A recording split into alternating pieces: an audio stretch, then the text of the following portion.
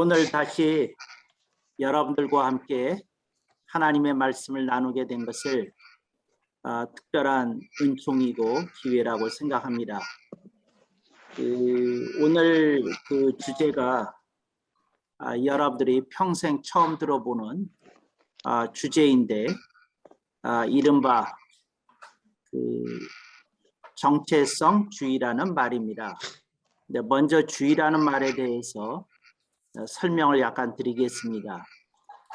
어떤 주제어 다음에 그 주의라는 말이 붙게 되면 이것을 먼저 구별해야 됩니다.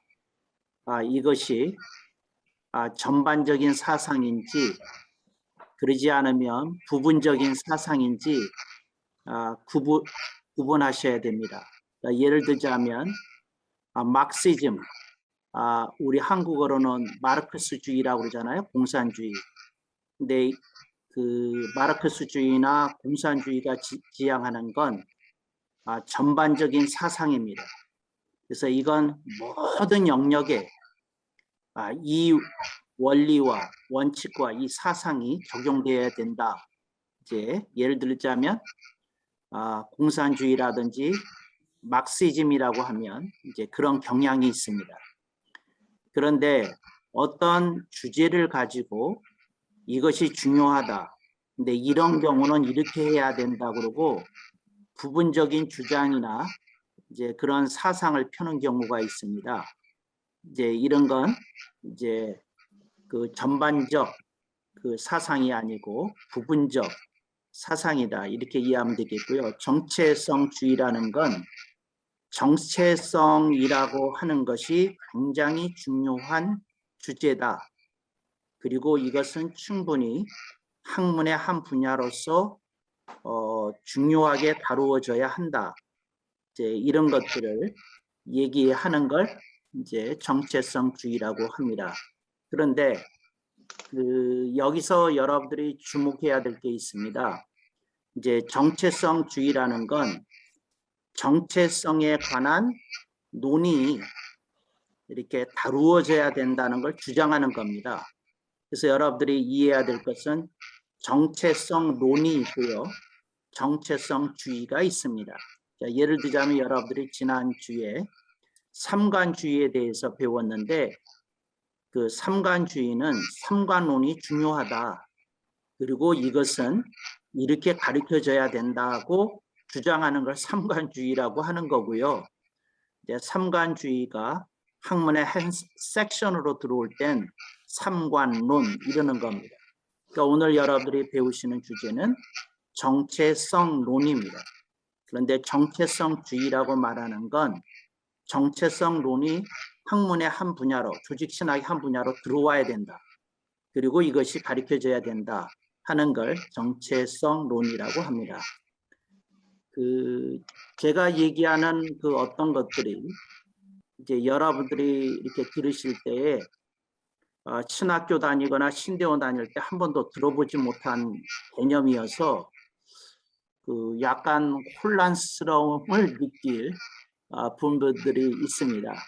이제 그런 분들은 여러분들도 모르는 사이에 이 보수주의의 기틀을 갖게 되었다 확인해 주셨으면 합니다.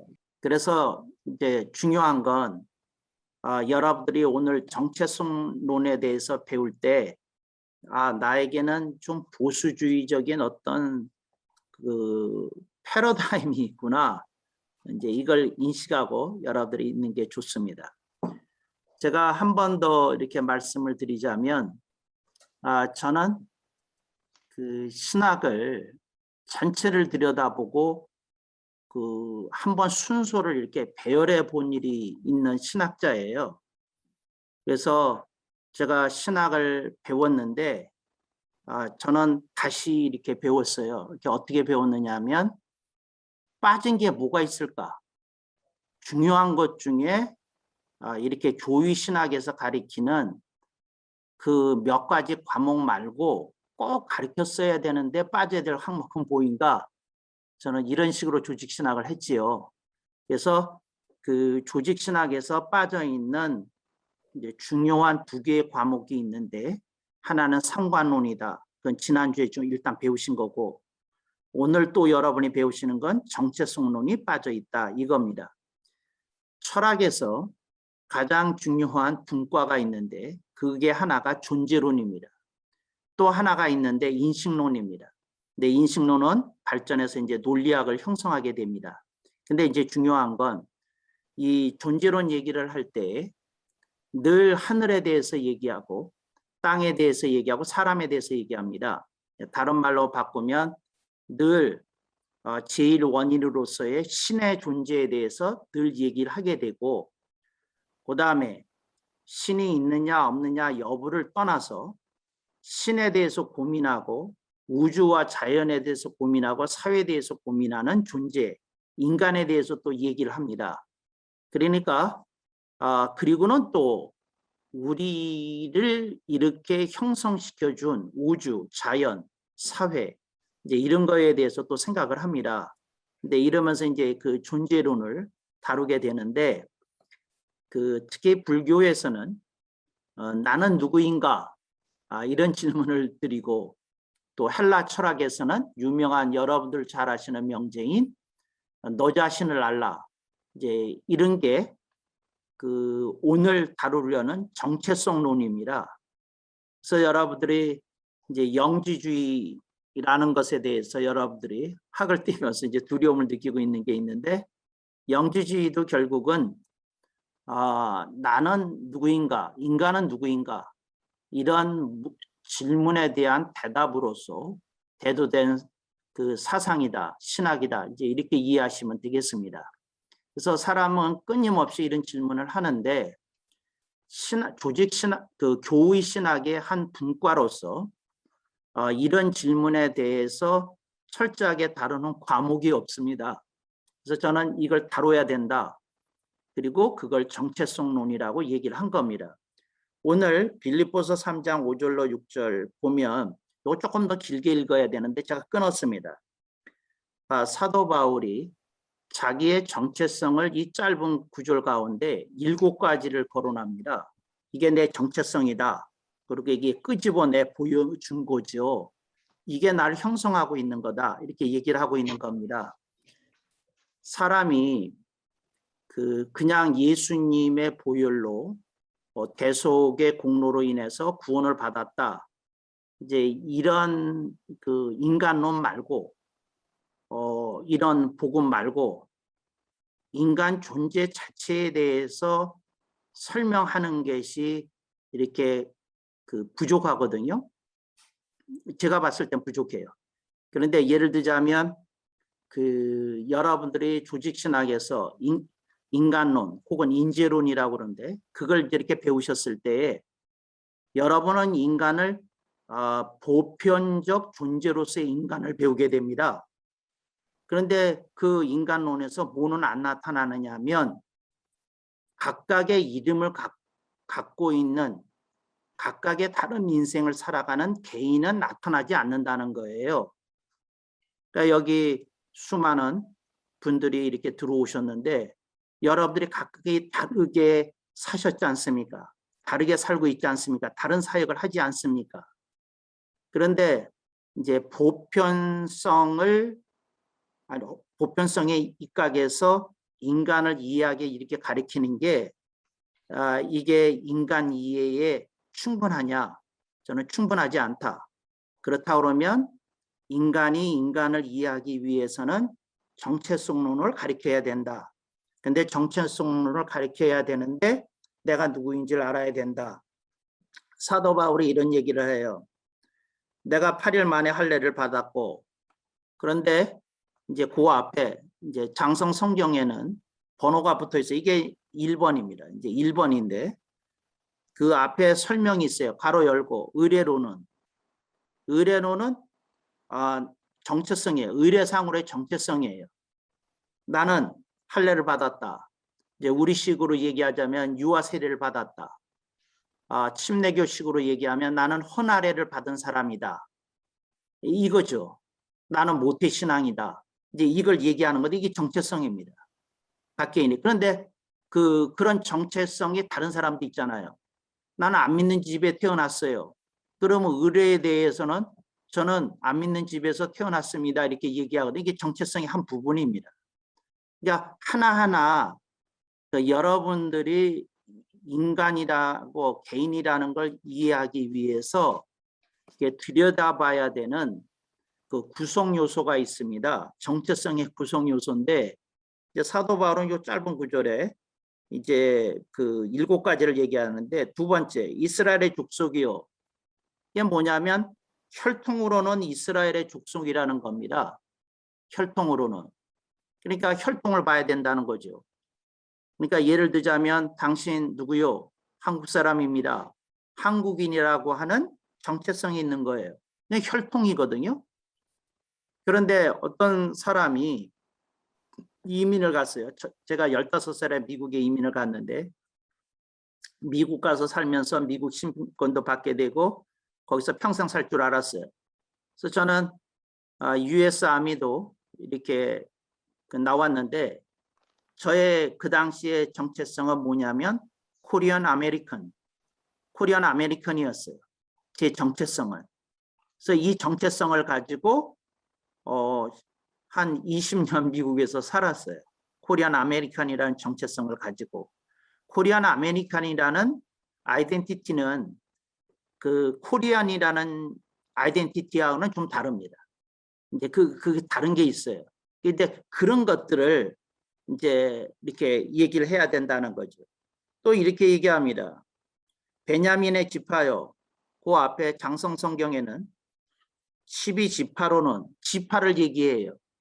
이게 무슨 소리냐면 나는 전라도 사람이요 하는 얘기입니다.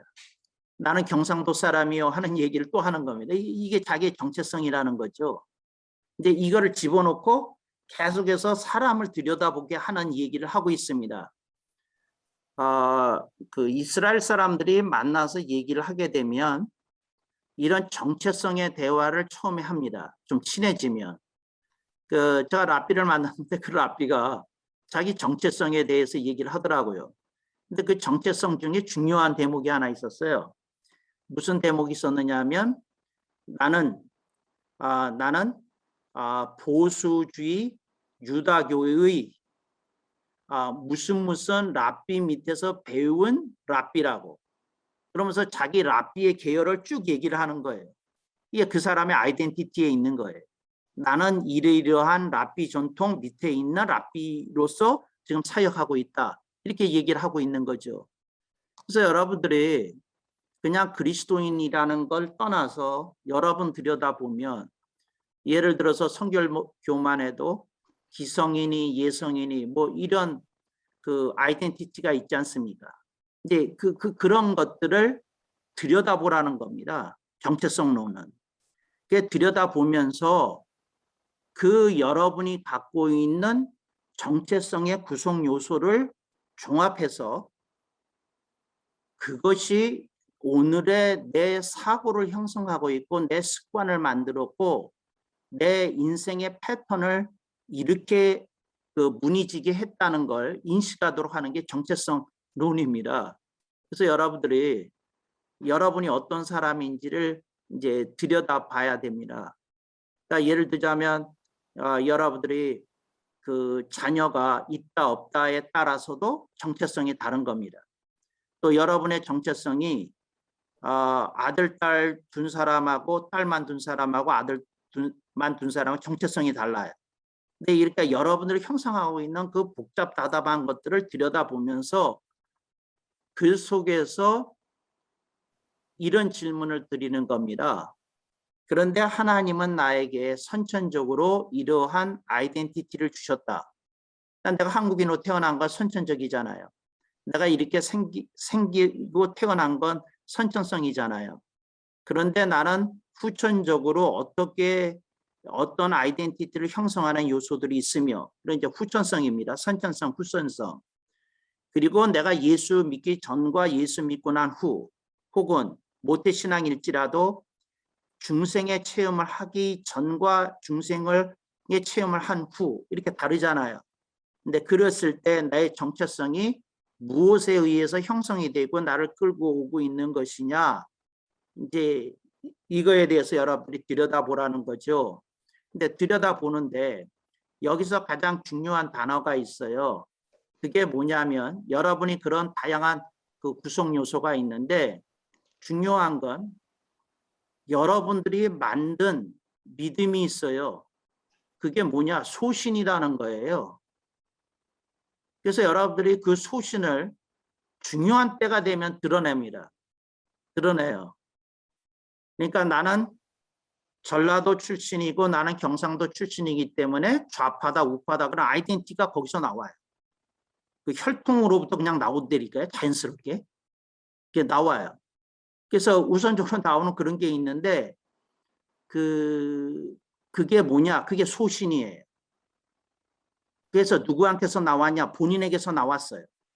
선천성인지 후천성인지는 각자가 대답할 일이고 거기서 나왔어요. 그런데 정체성론에서 준엄하게 질문하는 게 있어요. 뭘 질문하느냐면 그게 그리스도와 무슨 상관이 있느냐는 거예요. 당신이 소신이라는 걸 갖고 있는데 사도 바울이 빌립보서에서 얘기를 하는 것 중에 요 뒤로 빌립보서 3장 5절 6절만 읽었지 않습니까? 7절 8절 뒤로 이렇게 쭉 얘기하는 게 뭐냐면 그건 다 배설물이다. 내가 했더니 나의 모든 아이덴티티는 크라이스트로 그리스도로 용해되었다. 그 얘기를 하고 있는 거예요. 저는 목회를 한 지 한 40년 되나요? 그런데 그리스도의 용해된 사람을 거의 못 만나봤어요. 선천과 후천으로 형성된 소신을 갖고 있는 사람들을 만나왔지. 이게 사도 바울이 말한 것처럼 자기의 아이덴티티가 그리스도로 싹 들어갔다가 녹아져 가지고 새로운 게 나온 사람 거의 별로 없어요. 그래서 예를 들자면 신학이라는 것도 그렇거든요. 자기 대학 출신에 따라서 신학의 컬러가 이미 규정되어 있어요. 나는 장신 출신이다. 그래서 나는 바르트주의에 대해서 유연하다. 나는 총신 출신이다. 바르트주의는 자유신학이라고 불러 마땅하다. 나는 그것에 강력하게 반대한다. 뭐 이런 식이에요. 그러니까 뭐가 이렇게 규정되어 있어요.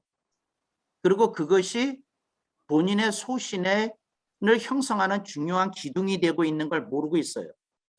그래서 정체성론에서는 이렇게 얘기하는 겁니다. 당신이 믿고 있는 바, 그 소신이라는 것이 성경적이냐, 그리고 당신은 그걸 점검해 본 일이 있냐, 이제 이런 거예요. 네. 내가 웨슬리안들하고 만나서 대화를 해보는데 그분들이 그래요. 좀 방어적으로 당신은 리폼드 트래디션에 있지 않습니까? 우리는 웨슬리안 트래디션에 있습니다. 그러면서 손을 딱 거요. 그래서 제가 그분들한테 이렇게 얘기했어요. 주님께 그깟 것들이 무슨 가치가 있겠습니까? 주님께 그게 무슨 가치가 있겠어요? 제가 이렇게 얘기했어요. 천국에 가서 주님 앞에서도 꺼낼 수 있는 것만 성경적 가치가 있는 겁니다. 왜 아멘을 안 하시나 몰라. 하여튼 그래요. 예, 근데 중요한 건 여러분들이 제가 여러분 입 모양을 보고 있거든요. 소리는 안 들려도. 근데 입이 가만히 있다고요. 근데 그게 무슨 가치가 있냐는 거예요. 그래서 소신이라는 건 그렇게 점검받는 겁니다. 주님 앞에서 내가 이게 꺼내도 되는 소리인가? 근데 주님 앞에서는 감히 꺼낼 수 없는 소리라면 그런 소리, 그게 무슨 가치가 있는 게 소신이라는 게 그런 게. 여러분, 주님 앞에서도 내놓을 수 있는 걸 얘기하셔야지. 주님께 무슨 장로교라는 게 있겠어요? 감리교라는 게 있겠고. 주님께는 주님만 계시지. 근데 하여튼 여러분들이 이런 걸 생각하면서 이게 정체성론, 자기를 들여다봐라. 소신이라는 거, 그게 얼마나 허망한 건지를 깨달아야 된다. 이 소신을 조금 강력한 단어로 표현할 때 신념이라고 그래요. 그러니까 각자가 갖고 있는 신념이 있어요. 신념이. 그런데 지금은 신념이 신앙 위에 있는 시대가 됐어요. 특히 대한민국의 21세기 2021년에는 그래요. 그러니까 무슨 말이냐면 주님이 이 주제에 대해서 뭐라고 말씀하실까가 중요하지 않아요. 중요하지 않아. 나는 좌파니까 이게 옳아. 나는 우파니까 이게 옳아. 이게 먼저예요. 아니, 이게 먼저라니까. 신념이 신앙 위에가 있어요. 신념이. 신앙이라는 거 위에가 있어요. 지금 대한민국은 슬픈 사회예요. 각자의 신념이 신앙 위에 있어요. 그래서 저는 신앙이 그 신념 위에 있는 사람을 거의 못 봐요. 본인들은 말은 다 그렇게 얘기를 하죠. 그런데 제가 대화해 보면 금방 드러나요. 어떤 컬러가 뭐하고 그렇게 얘기를 해요. 근데 그거 정체성론에 대해서 생각해 보면서 저는 여러분에게 도전하는 거예요. 여러분이 갖고 있는 소신, 그것이 조금 완성된 형태로 나타나는 신념, 그것이 신앙 위에 있을 만한 것인지 검토하라는 거죠. 성경이 가르치는 건 신앙이에요. 근데 여러분들이 어떤 것을 형성해서 덩어리를 만들고 신앙 위에 두고 있어요. 그러니까 성경을 읽는데 여러분의 신념이 읽어. 여러분의 신념이 읽어. 읽어. 그러니까 뭐냐면 성경을 통해서 신앙을 배우는 게 아니야. 이제 그렇게 읽어요. 근데 이게 참 그 답답한 일이거든요. 예를 들자면 성경에 보면 하나님의 예정에 대해서 지지하는 구절이 상당히 많아요. 그런데 웨슬리안 입장에서 보면 하나님의 예정에 대해서 반대하는 구절도 그만큼 엄청나게 많아요. 그런데 그 제가 양쪽이 대화하는 거를 이렇게 듣거든요. 근데 들어보면 어떻게 하느냐면 자기 쪽 입맛에 맞는 성경 구절만 갖다 대. 자기 쪽 입맛에 갖는 것만. 그리고 그 성으로 쏙 하고 들어가서 숨어요. 그리고 방어해. 그래서 제가 웃으면서 이런 얘기를 했어요. 왜 성경의 양쪽의 주장을 지지하는 듯처럼 보이는 구절들이 상당히 많은 걸 왜 그 인정하지 못하느냐. 그리고 제가 두 번째 얘기를 해요. 그리고 당신이라는 설명이 반대편의 구절 앞에서 힘을 못 쓰는 거 아니야. 제가 여러분한테 감히 말해요. 제가 장로교 목사지만 어떤 분이 설명하는 예정은 가짜 예정이에요. 왜? 그분 설명대로 하면 성경의 예정을 반대하는 듯이 보이는 구절 앞에서 그 설명이 죽거든. 어떤 웨슬리안들이 하나님의 예정에 대해서 부정하는 그것이 그 설명이 하나님의 예정을 지지하는 것처럼 보이는 성경 구절 앞에서 그 설명이 빛을 잃거든. 그러니까 그게 뭐예요? 그게. 그러니까 결국은 자기가 가둬두고 그거 옳다고 얘기하고 있는 중이지 그 상대방을 납득시킬 수 있는 설명은 아니라는 거죠. 근데 이거를 보고 뭐라고 그러느냐면 뭐라 그러냐면 소신과 신념을 붙들고 있는 것이에요. 여러분이 가리키고 있는 것이 옳은 거라면 충분히 반대편을 설득할 수 있고 압도할 수 있어야 돼요. 그런데 이제 이런 걸 신학에서 뭐라고 얘기하냐면 설명 불가라고 그래요. 그러니까 본인이 어떤 주장을 갖고 있는데 반대편의 입장을 납득시킬 만한 실력은 안 돼. 그러니까 설명 불가예요. 근데 설명 불가한 사람들이 하는 흔한 방법이 뭐냐면 자기의 소신과 신념으로 성을 만들고 그걸 지키는 거예요. 그래서 방어는 돼요. 근데 반대편에 있는 사람들을 납득시키거나 설득시키는 것은 불가하죠. 근데 여러분들이 갖고 있는 것들이 뭔지 그 정체성에 대해서 좀 생각을 해봤으면 좋겠다. 그래서 나는 어떤 정체성을 가지고 있느냐, 그리고 나를 형성하고 있는 건 뭐냐, 이렇게 들여다봐야 돼요. 여러분을 형성하고 있는 것이 여러분의 신학교예요. 여러분을 정체성을 형성하고 있는 게 여러분이 태어난 고향이에요. 여러분의 정체성을 형성하고 있는 것이 여러분이 굉장히 감동을 받은 어떤 책들이에요. 또 감동을 주는 어떤 사람들이에요. 또 여러분들이 인생에서 겪었던 경험들이에요. 근데 이런 것들이 형성해서 만든 모습이 여러분의 정체성 여러분이에요. 여러분이 그걸 파악했다 못했던 상관없이 그 정체성이에요. 그런데 성경은 왜 주어진 거냐면 성경을 거울처럼 봐서 내가 갖고 있는 정체성의 소신과 신념이 성경이 제시하는 신앙 앞에 굴복해야 돼요. 아, 성경이 이렇게 말씀하시는구나. 그래서 나는 이렇게 가야 되는 것이구나. 이제 이거에 대해서 형성하고 여러분들이 돼야 되거든요.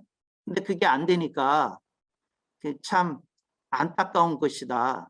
이제 이러면서 여러분들이 자신을 좀 들여다보고 그래요. 여러분이 천국에 가면은요. 천국에 가면 여러분을 보게 돼요. 천국에 가면 여러분 자신을 보게 되는데 그때 대부분 사람들이 기절해요. 자기가 생각했던 자기하고 그 천국에서 말씀의 거울로 비춰본 자기하고 너무 차이가 나가지고 이게 굉장히 당황스러운 거예요. 굉장히 당황스러운 거예요. 이건 우화입니다. 우화. 실화가 아니라 우화입니다. 어떤 목사님이 천국에 가셨대. 근데 주님이 막 야단을 치셨대. 그래서 자신은 열심히 주님의 이름으로 평생 목회하다 왔는데 주님이 야단 치셔서 너무 당황스럽다는 거예요.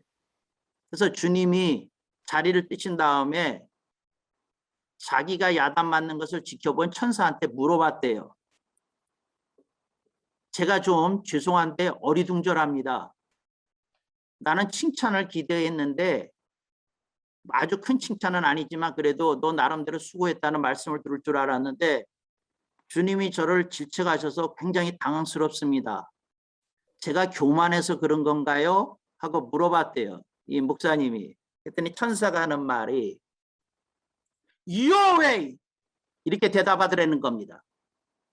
너 평생 네가 믿는 소신과 신념의 길을 따라 목회했지 Lord's way, 주님의 길을 따라 목회한 적이 언제 있냐 이렇게 얘기하시더랍니다. 주님의 길을 따라 목회했어야지. 그러면서 성경을 펼치고 가르쳐주기 시작하더라는 겁니다.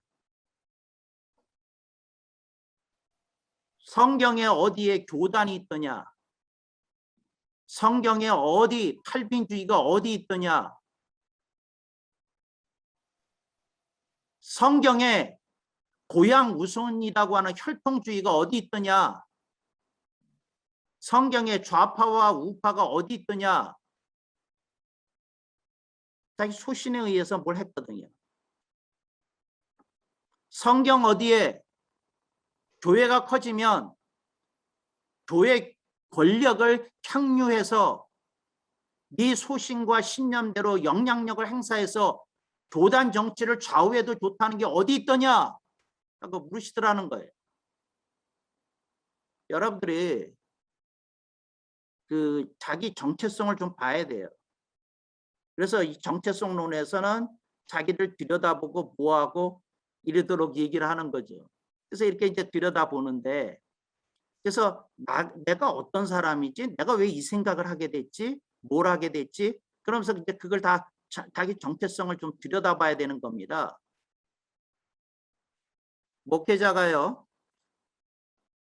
목회자가 게으르면 큐티 가지고 설교해요. 게으르면 공부 안 합니다. 성경 읽고 성령이 영감 주시는 걸 따라 설교한다고 그래요. 근데 게으르면 그렇게 되는 거예요. 게으르면.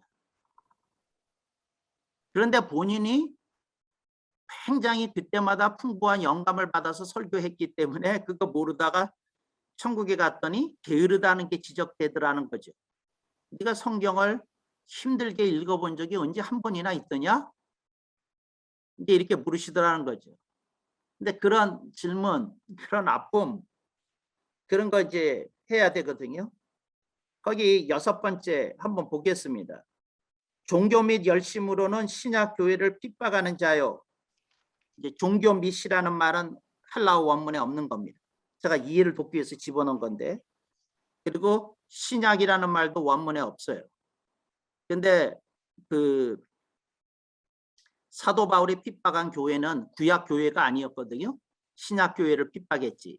그러니까 종교 및 열심으로는 신약 교회를 핍박하는 자요. 자기의 정체성을 알고 있었어요. 나는 소위 신약교회 운동을 하는 사람들을 나는 핍박해야 되겠다. 박해해야 되겠다. 그런 그것이 딱 이렇게 정체성이 있었어요. 정체성. 나는 뭐 하고 있다는 걸 사도 바울은 알았어요. 사도 바울이 주님을 만난 후에 이렇게 변할 수 있는 바탕이 되었던 것은 그런 평소에 중생의 체험 이전에도 자기 정체성을 알고 있었어요. 나는 뭐에 의해서 움직이는 사람이고 뭐에 의해서 규정되는 사람이고를 알고 있었어요. 재미있는 건 그 5번째 이렇게 올라가 볼게요. 그 율법으로는 바리새인이요 하는 말이 있잖아요. 율법으로는 바리새인이요 하는 말은 그게 뭐냐면 성경을 해석함에 있어서 바리새 전통을 따른다는 거예요. 성경을 해석함에 있어서는 나는 바리새 전통을 따른다. 이제 그걸 인지하고 있었다는 거죠. 인지하고. 그런데 여러분들은 뭐죠? 어떤 그 칼빈주의적 전통 아래에서 성경을 해석하면서도 여러분들은 자신을 속여요. 나는 칼빈주의적인 입장에서 성경을 대하고 있구나 하는 아이덴티티를 속이고 뭐라고 얘기하느냐면 나는 성령님이 주신 영감 아래에서 성경을 읽고 있다 이렇게 우겨요. 이제 그렇게 우긴다는 거죠. 이렇게 자신을. 그러니까 이 사도 바울하고 대화가 안 되는 건 사도 바울이 그래요?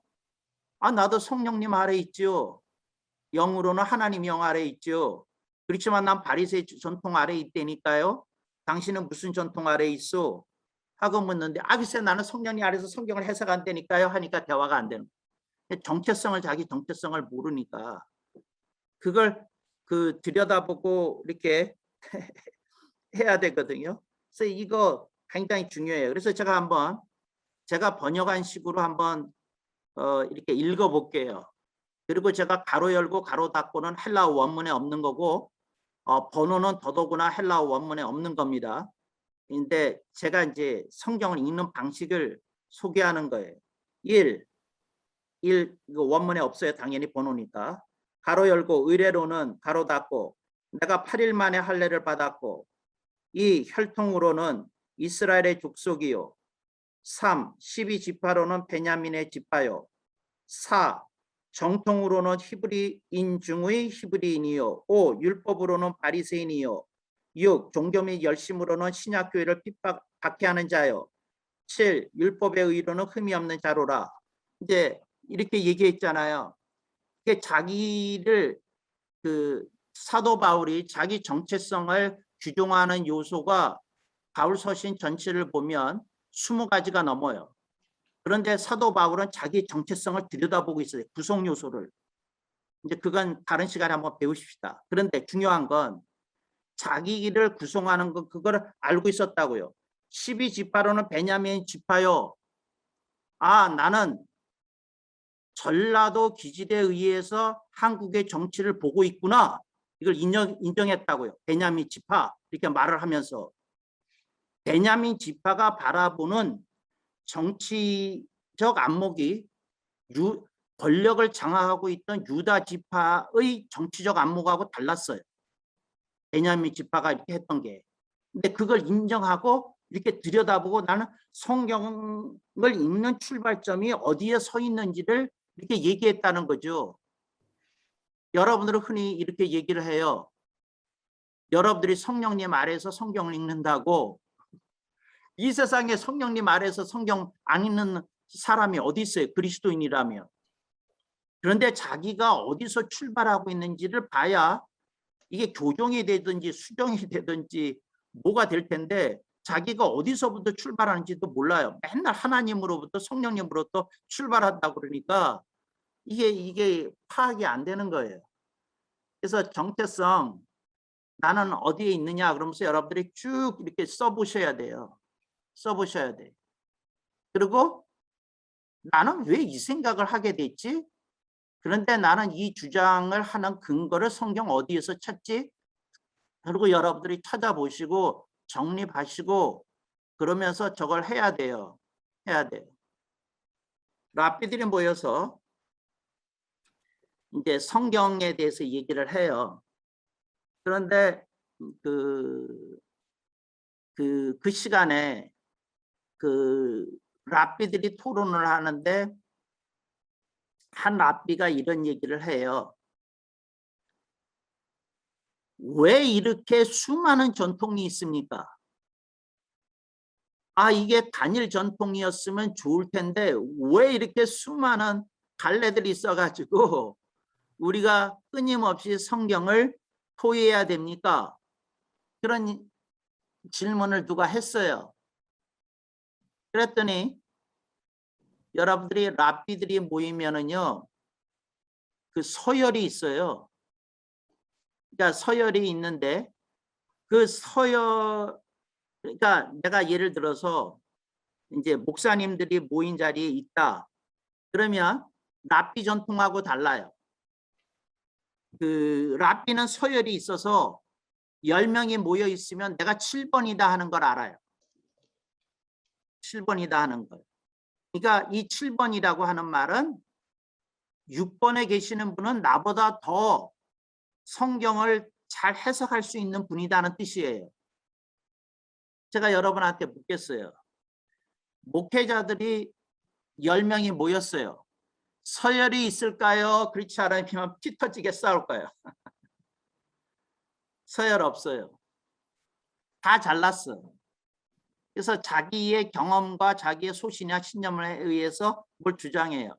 그런데 7번이 그 질문을 했어.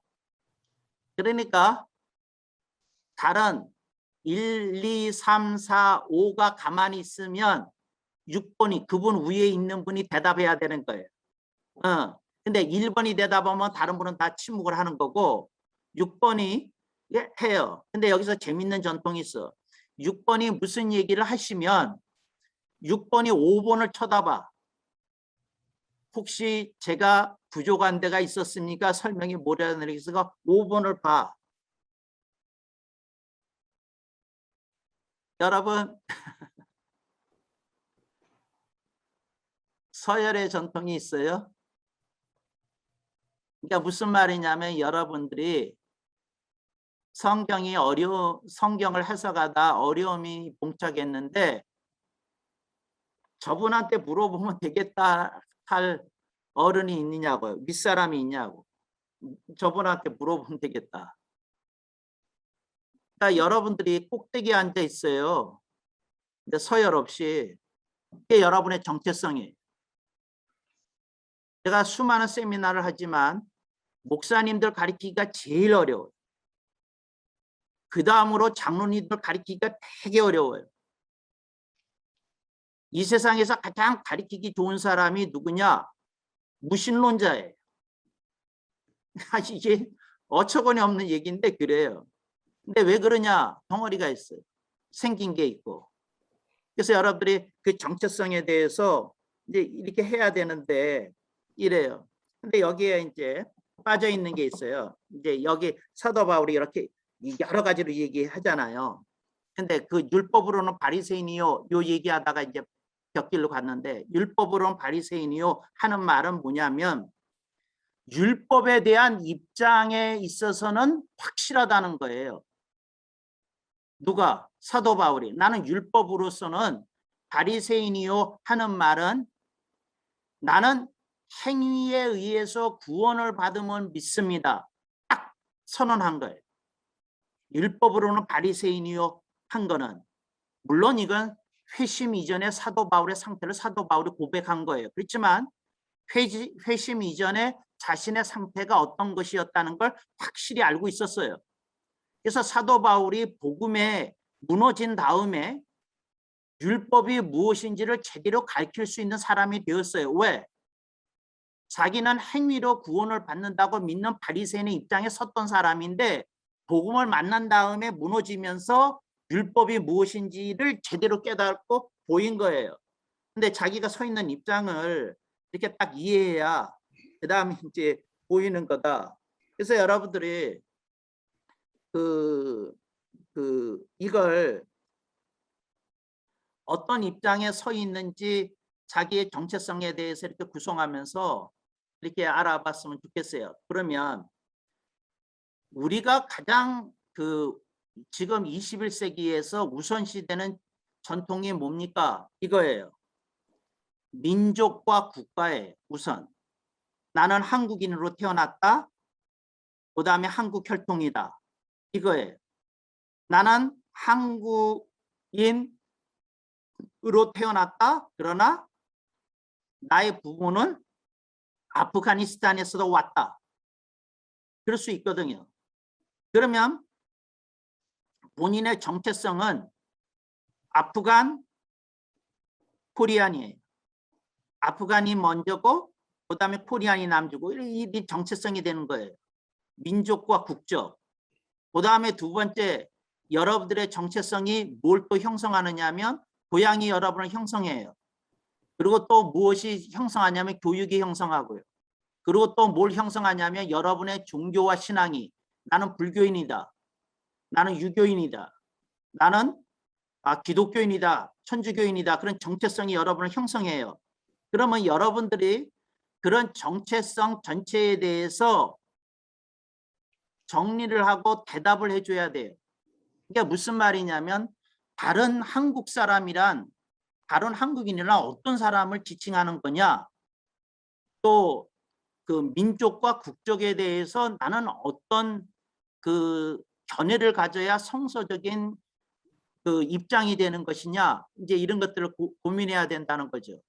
그래서 이런 정체성이 여러분들에게 형성이 되기 시작하면 여러분이 여러분 모습이 하나 둘씩 보이게 되는 것이지요. 그래서 그리고 그 다음에 여러분들이 쓰셔야 될 것들이 있어요. 뭘 쓰셔야 되는 게 있느냐면 나를 맞는 게 성경에 무엇인지에 대해서 생각을 해봐야 돼요.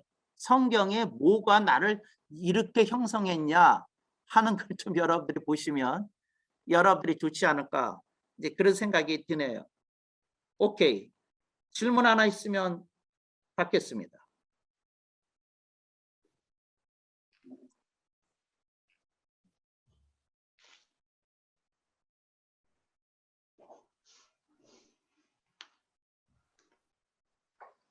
한 번 더 질문할 게 없어요?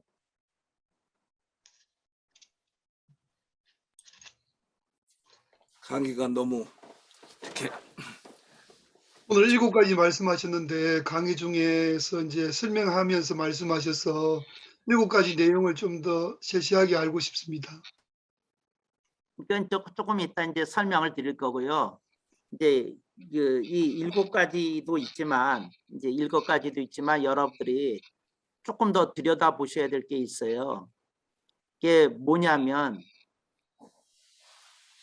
내 소신과 신념을 형성하고 있는 게 어떤 것들이 있나 그러고 그걸 여러분들이 이렇게 써보셔야 돼요. 이렇게 바닥에다 써보고. 그리고 나는 어떤 정체성을 갖고 있나. 근데 여러분들이 제가 이걸 이제 여러분들이 조금 더 물으셔야 될 게 무슨 질문을 기대했느냐면 정체성의 구성 요소들 조금 더 알고 싶습니다. 이런 질문을 기대한 거예요. 이런 질문을. 정체성의 구성 요소 조금 더 많은 것이 있다고 그러는데 사도 바울은 20가지나 있었다고 그러는데 저는 좀 더 많은 걸 알고 싶습니다. 그래서 정체성의 구성 요소 여러분들이 이렇게 물었어야 돼요. 그렇잖아요. 여러분들의 정체성을 구성하는 그런 요소. 예. 여러분의 정체성을 구성하는 요소 여러분들이 들여다보면 뭐가 있을까요? 여러분들의 정체성을 구성하는 역사, 그렇죠. 그런데 그 이전에 듣고 싶은 말이 있었어요. 뭐냐면 이거예요. 잡아요. 부모예요. 부모. 내가 자녀가 있으면 부모예요. 내가 누구에겐가는 자녀예요. 내가 누구에겐가는 배우자예요. 예, 이런 정체성이 있어요. 정체성. 이걸 보고 뭐라고 그러는지는 아시죠? 관계의 정체성이라고 그래요. 관계의 정체성. 내가 누구에겐가는 형제예요. 누구에겐가는 배우자예요. 내가 누구에겐가는 스승이든지 제자예요. 내가 누구에겐가에는 교인이든지 목사든지 해요. 또 직분상으로 여러분들의 정체성이 있어요. 선교사다, 목사다, 장로다 이런 그 직분으로서의 정체성이 있어요. 오케이. 그다음에 여러분에게 사역으로서의 정체성이 있어요. 나는 선교사지만 아이따족을 선교하는 선교사다. 이걸 보고 뭐라 그러냐면 사역의 정체성이라고 그래요.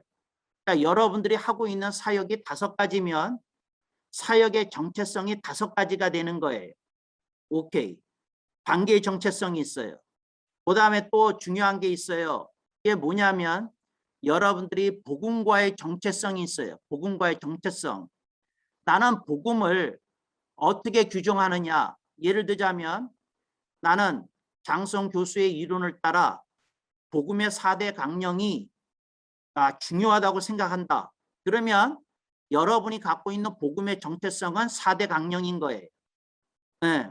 그러니까 나는 어떤 복음의 정체성을 갖고 있냐 그거에 대해서도 여러분들이 자신을 이렇게 생각해 봐야 돼. 이게 복음의 이름 그 이름들이에요.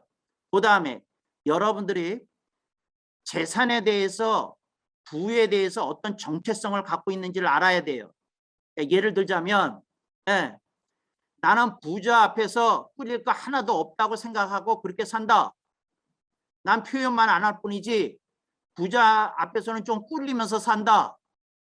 좀 열등감도 있다. 뭐 이런 게 그 재산이라는 거, 돈이라는 것 앞에서의 여러분의 정체성이에요. 그다음에 섹스라고 부르는 성 앞에서 여러분의 정체성도 봐야 돼요. 나는 얼마나 음란한 것으로부터 자유로운가. 그게 여러분의 정체성이에요. 그것도 들여다봐야 돼. 예. 그다음에 권력에 대해서도 여러분들이 봐야 돼요. 나는 얼마나 권력을 탐하는 사람이냐. 그리고 그것을 통해서 내가 이루고자 하는 게 뭐냐. 어떤 단체의 장이 된다는 건 권력이니까요. 그래서 여러분 제가 듣기 싫은 소리 하나 할게요. 여러분이 여러 단체의 장이면 당신은 권력을 탐하는 자야. 떠들 거 없어. 아무것도 없는 사람에 비하면 권력을 탐하는 자야. 근데 본인이 인정하기가 싫어. 왜?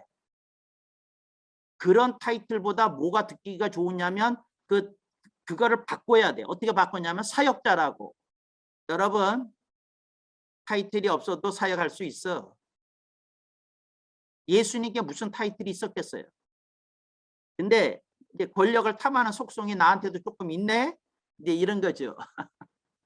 근데 이걸 주님은 어떻게 보시고 나보고 어떻게 조정하라고 그러시지? 이제 이런 거에 대해서 좀 생각해야 돼요.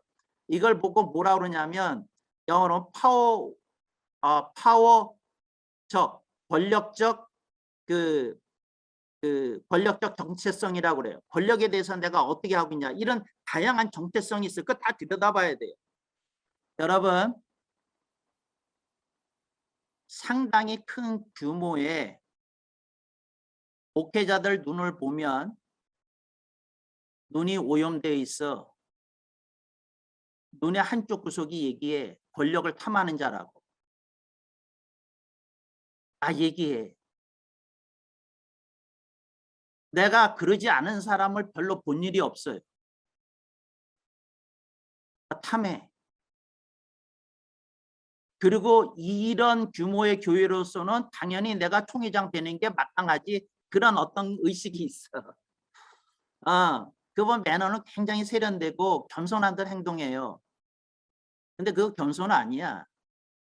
세련된 거지, 매너가.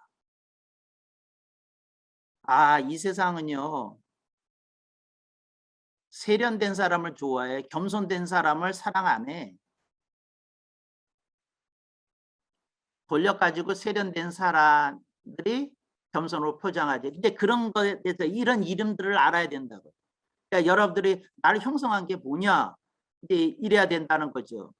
예를 들자면 이래요. 여러분이 성경을 가리킬 때에 여러분 속에 있는 여러분의 패러다임 기틀이 나와요. 그런데 그 기틀이 몇 가지나 쓰고 있는지 아셔요? 내가 어떤 목회자하고 나눴던 대화를 해줄게요.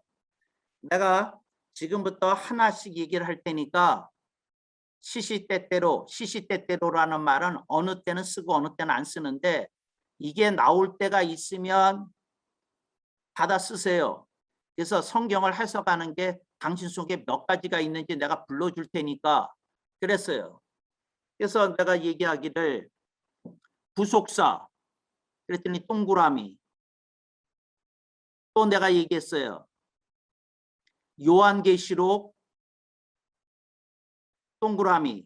왜? 요한계시록에 있는 어떤 묵시론적인 어떤 것에 대한 종말적 두려움이 있거든. 근데 그거 동그라미 이렇게 얘기하는 거예요. 그 다음에 복음과 율법의 상치, 그러니까 복음과 율법을 반대적인 입장에 놓고 그 은혜주의로 설교하는 거, 그랬더니 동그라미. 근데 이런 식으로 이렇게 쭉 나오는 거예요. 그 다음에 기복주의. 그러면서 내가 기복주의를 설명했어요. 기도는 만능이다. 기도하면 응답을 받는다. 기도하면 승리한다. 기복주의거든요. 기복주의. 근데 이런 식으로 이름을 내가 쭉 불러줬어요. 그랬더니 한 30개가 나오니까 내가 이렇게 다양한 것들을 속에서 가지고 있으면서 가리키고 있네요. 그래서 내가 물어봤어요. 이 30가지가 하나의 시스템으로, 하나의 체계로 통합이 되어 있냐, 각기 그때그때 툭툭 튀어나오는 거냐, 그걸 봐라. 이게 당신이 성경하고의 관계 속에서 갖고 있는 정체성이다, 이 얘기를 한 거예요. 이게 정체성이에요. 그거 정말 이제 그렇거든요. 그 다음에 이런 요새 유행하는 말 가운데 이런 말이 있어요. 최애라는 말, 가장 사랑하는 걸 한자로 최애라고 그러거든요. 여러분들이 최애하는 성경이 어디예요? 그런데 여러분들이 가장 특별하게 사랑하는 성경이 있잖아요. 그러면 성경을 그렇게 편애해도 되는 겁니까? 그러니까 어떤 분은 로마서를 편애해요. 그러니까 로마서 편애해도 되는 책입니까? 이제 그걸 묻는 거죠. 이게 정체성이라고. 이제 그런 어떤 거에 대해서. 그래요. 그러니까 여러분들이 뭐를 속에서 끄집어내고 있는지를 보고 이게 내 정체성이라고 여러분들이 한번 봐야 돼. 여러분 자신이 뭔지. 그러지 않으면 안 돼요.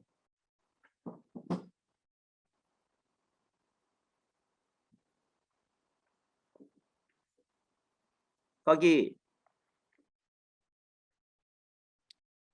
사도 바울이 했던 말 가운데 빌립보서 3장 6절, 율법의 의로는 흠이 없는 자로라. 이게 용어거든요. 율법의 의라는 말이 용어예요. 근데 사도 바울이 이렇게 용어를 가르쳐 줬지만 율법의 의를 용어로 주목하지 않아요, 다들. 근데 율법의 의라는 게 뭐냐면, 율법의 의라는 게 뭐냐면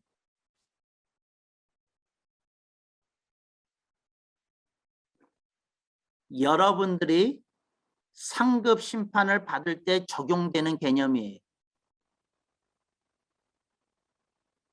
그게 뭐냐면 구원을 전제로 하되 행위만 가지고 보는 거예요. 행위만 가지고. 행위만 가지고 이 사람이 얼마나 의로운지를 보는 게 율법의 의예요. 율법의 의. 갑자기 무서워하시네. 그런데 아니 그러니까 구원을 전제로 했다고 말씀드리는데 뭘 그렇게 무서워하세요. 근데 구원을 전제로 했어. 그런데 하나님이 심판하실 때는 그 기준이 뭐냐? 그게 율법의 의예요. 율법의 행위만 가지고 봤을 때 어떠냐? 그런데 행위를 점검해야 될 때 하나님의 법으로 봐야 되잖아요. 율법이 하나님의 법이거든. 그거로 들여다본다 그 말. 그거로. 그것으로 얼마나 의로운지를 본다. 그게 율법의 의예요. 그런데 우리는 다행히 구원을 받는 건 뭘로 받아요? 믿음의 의로 받아요. 이신칭의로. 근데 상급 심판이라는 걸 부정하는 분들이 있어요. 근데 오케이, 그 입장 존중하고, 그렇지만 만약에 상급 심판이 성경의 가르침이라면 그때 적용되는 개념이 뭡니까? 그게 율법의 의예요. 율법으로 봤을 때 어떠냐? 근데 여기서 율법이라는 말이 자꾸 복음하고의 대척점에 있다고 생각하는 분들이 불편하시면 이렇게 바꾸셔요. 하나님의 법의 의. 그러니까 율법의 의라는 말이 그 말이에요. 이제 그런 거죠. 오케이. 그러니까 그 개념 사다버리 이제 정리하면서 그러면 여러분들이 이걸 가지고 적용시켜 봤을 때 이제 구원은 전제로 한 거고요. 율법의 의로는 흠이 없는 자로다 하는 선배를 가지셨어요? 아, 저분은 율법의 의로는 흠이 없는 사람이야. 그런 선배를 가진 분의 눈이 복돼요. 그런 분을 바라보고 있으니까. 성경 그런 사람의 눈이 복되도다 그렇게 얘기하셔요. 율법의 의를 보여주는 분을 알고 있으니까. 그런 어른이 있으셔야 돼. 그런 사람이 행복한 거예요. 아, 저렇구나. 랍비들이요. 랍비의 복에 대해서 얘기해요. 근데 랍비들이 무슨 복을 얘기하느냐면 내가 저분처럼 되면 좋겠다 하고 쳐다보는 랍비가 있으면 그게 랍비의 복이라는 거예요. 아, 저분처럼 되면 좋겠다. 이게 랍비의 복이에요. 오케이.